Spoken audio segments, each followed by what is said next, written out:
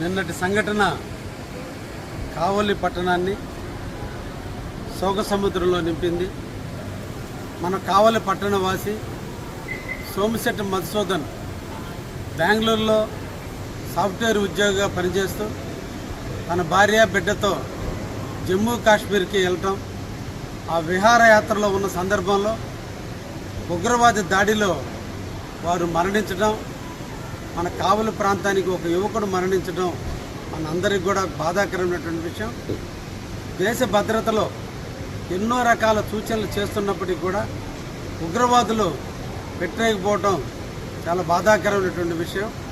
ఈ సందర్భంగా భారతదేశానికి సంబంధించినటువంటి 27 మందిని కోల్పోయిన సందర్భంలో దీన్ని మనం ఖండించాల్సినటువంటి సమయం.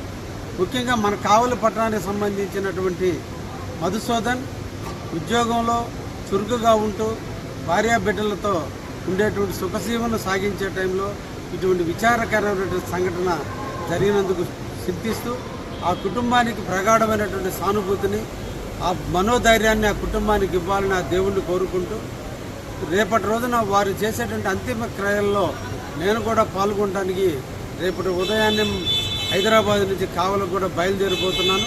తప్పకుండా ఆ కుటుంబాన్ని అన్ని విధాలు ఆదుకునే దాంట్లో ప్రభుత్వ పరంగా అన్ని విధాల సహాయ సహకారం అందించే దాంట్లో ముందుంటామని ఆ కుటుంబానికి ప్రగాఢమైన సానుభూతిని తెలియజేస్తూ మన అందరం కావలి ప్రజలు ముక్త కంఠంతో ఆ కుటుంబానికి ధైర్యాన్ని ఇవ్వాలని, అందరం కూడా సంఘటితంగా పోరాడాలని, ఆ కుటుంబానికి మనోధైర్యం ఇచ్చేందుకు అందరూ కూడా రేపటి అంతిమ యాత్రకు పాల్గొనండి అని చెప్పి కావలి వాసులందరినీ కూడా కోరుకుంటున్నాం.